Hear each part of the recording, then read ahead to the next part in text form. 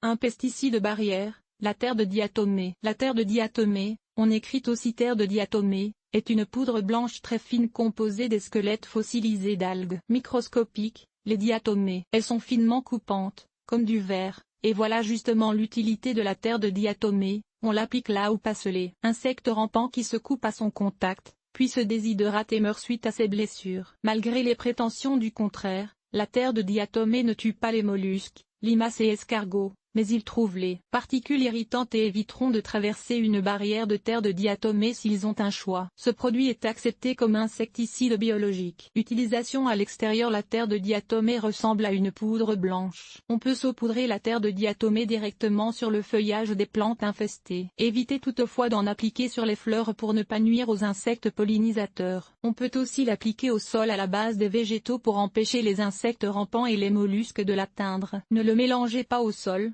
toutefois, sinon elle ne sera plus efficace. Terre de diatomée appliquée sur des légumes. Il est important de comprendre que ce pesticide est surtout utile par temps sec, car il perd toute efficacité une fois qu'il a été mouillé. On voit les gens les pendre sur ou au pied de leurs légumes et plantes ornementales, pensant avoir bien fait, puis ils vont arroser les plantes après, annulant son effet. Et la pluie et même la rosée aussi éliminent la terre de diatomée qui se dissout dans le sol tout simplement. On l'applique donc sur un sol ou un feuillage sec quand on n'annonce pas de pluie pendant les prochains jours. Pour empêcher les insectes d'entrer, c'est dans les emplacements toujours secs que la terre de diatomée est la plus utile. On peut notamment en appliquer dans et autour de la maison, soit sur les fissures, devant les fenêtres et en d'autres endroits où les insectes peuvent entrer dans la maison. Évidemment, il serait encore plus efficace de calfeutrer convenablement ces entrées afin d'empêcher pour de bon les insectes d'entrer. D'ailleurs, c'est un produit que les exterminateurs utilisent pour contrôler les fourmis qui envahissent les maisons. Sécurité. La terre de diatomée n'est nullement toxique pour les humains, mais il faut éviter de la respirer,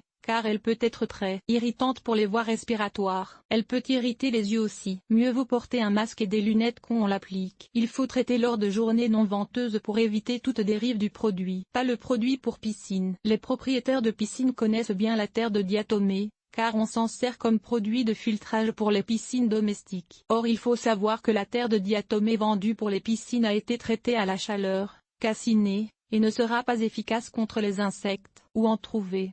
Il faut parfois lire les petits caractères pour savoir qu'un insecticide est véritablement de la terre de diatomée. Presque toutes les jardineries vendent de la terre de diatomée, mais souvent le nom n'est pas en évidence. On le vend sous des noms comme destructeur d'insectes rampantes, insecticide pour fourmis, etc. Ou encore, l'étiquette peut identifier le produit comme étant du dioxyde de silicium, autre nom pour la terre de diatomée. Il faut donc soit lire l'étiquette ou demander l'aide d'un commis si vous voulez obtenir le bon produit.